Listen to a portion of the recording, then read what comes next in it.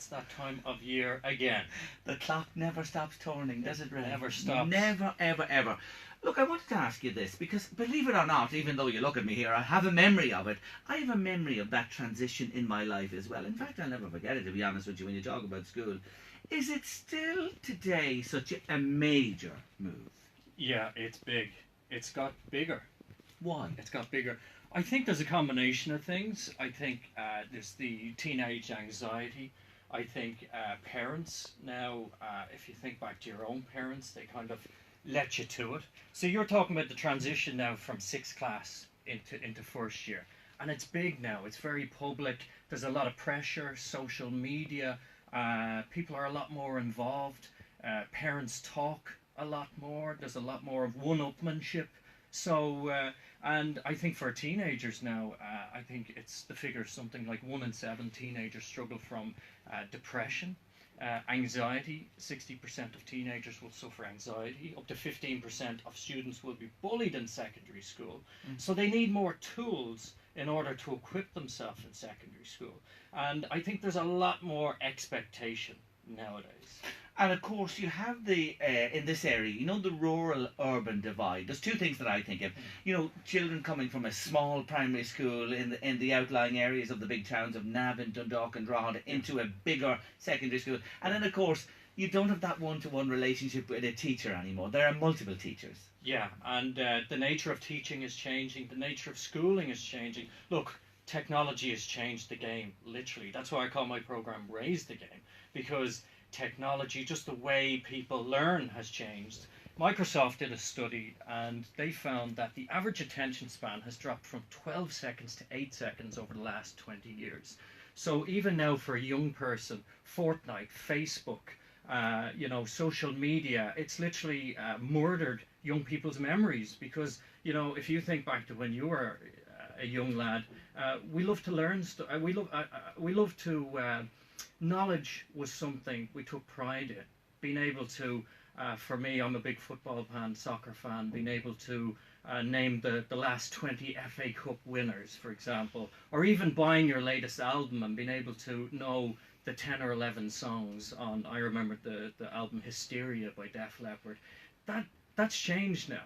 So even how we think about knowledge, everything is so Googleable, everything is so searchable, and nowadays memory, you know, being able to memorize things and remember stuff, it's not as valued as it once was. And that has been a lot of the criticism of the Leaving Cert, that it's a memory test. And I think that memory is actually a great thing, because when you have knowledge, well then you can actually tap into your creativity, but you have to have a foundation, you have to have underlying knowledge. That is so interesting what you say there, and I couldn't agree with you more. It's just at the tap of a button now, or wherever that people are. So we're losing that aspect of things. Let's get straight into these 7 ways, because I've been through them, and I have to say, well done to you. I think this really puts it in focus completely. Now let's start with getting organised, because we are only days away from the start back of school. What are the few things that need to be done just now?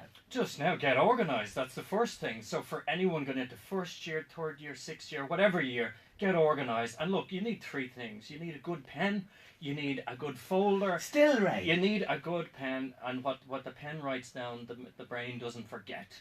So it's just having good writing materials, having good a folder. So for each subject, no matter what year, is to have a different folder, or at least 2 subjects in each folder. So what I see with students, and I do a lot of coaching students, is they come to me with the one folder and it's crammed with 6 or 7 subjects. So it's just being able to organize your materials. If your materials are organized materials, organized mind. And one of the exercises I get students to do in my seminars is actually to swap pencil cases and them to have a look at each other's pencil case. And you can tell from a student how organised they are just from looking inside their pencil case. It's a great exercise. But get organised. That's the first thing. Now, the next point you have here is bounce out of bed. Well, listen, Ray.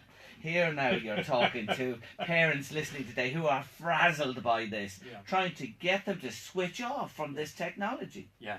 I mean, and this is where you gotta really enforce the rules. And the problem with, and I see this with some of my own friends, they're doing battle with their 11 or 12-year-old. They want the smartphone.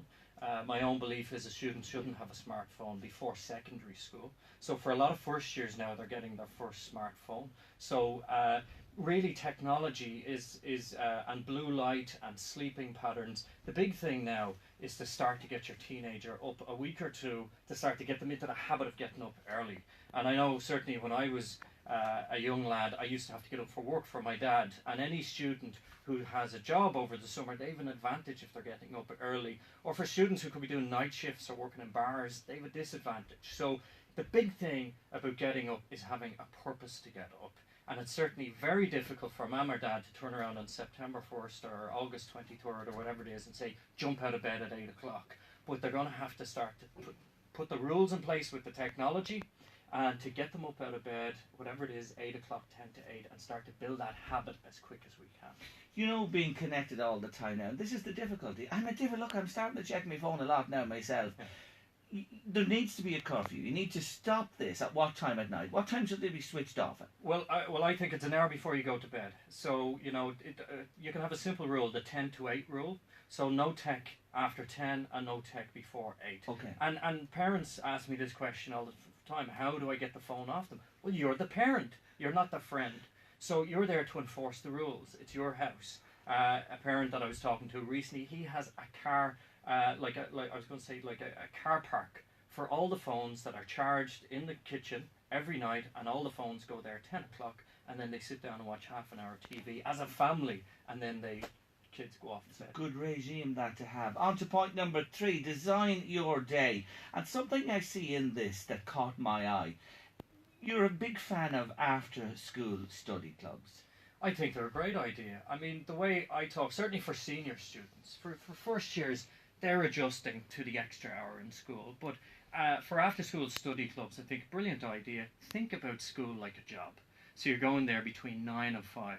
And if you can go to school, if you can go into after-school study for an hour or two, get the homework done, get a bit of study done, that way you have everything done before 5 or 6 o'clock in the evening. And it's a brilliant way just to seamlessly transition from the school day into your homework and study. And you say you should get to know about yourself. Some people function better morning times. Some people are very good in the afternoons, early evening. It's important to understand who you are and your metabolism. Yes? Exactly. And a lot of students, just the way the circadian rhythm, the way the teenage brain actually works, it's hard for them to go to school or go to bed early.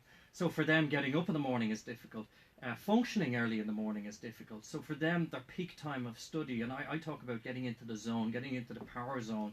Are you an early bird? For me, I'm an early bird. So if I'm studying, because I'm always studying, I'm doing a degree at the moment, I like to study between 6 a.m. and 7 a.m. For a lot of people, they don't like that. But for other students, I was working with a coaching student the other day, between 5 and 8 is her peak time of awareness. So she kind of chills out for an hour after school, and then between 5 and 8 she hits it, and then she has her dinner or whatever it is at family time afterwards. Okay, so important to design your day. Now we're coming back to the phone. I love this. This is a real Ray Langan saying, ditch the phone and get into the zone. And we're talking about during the day here, school study times. Yeah, and a lot of schools, I see some schools are not allowed. They're ditching the phone during the day. Listen, 80% of teenagers are on Snapchat. I don't even know where the other 20% are, because every teenager now is on social media. However, I think it's 1 in 3 girls are unkind to each other online. 60% of students say social media makes them unhappy.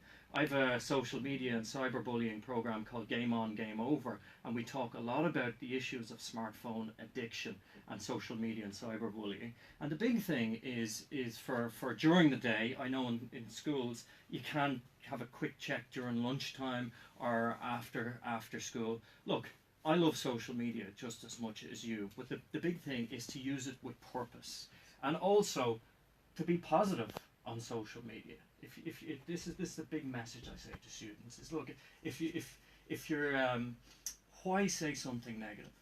If it's the type of thing, look at what happened in that case up in Northern Ireland, the WhatsApp group, the rugby guys.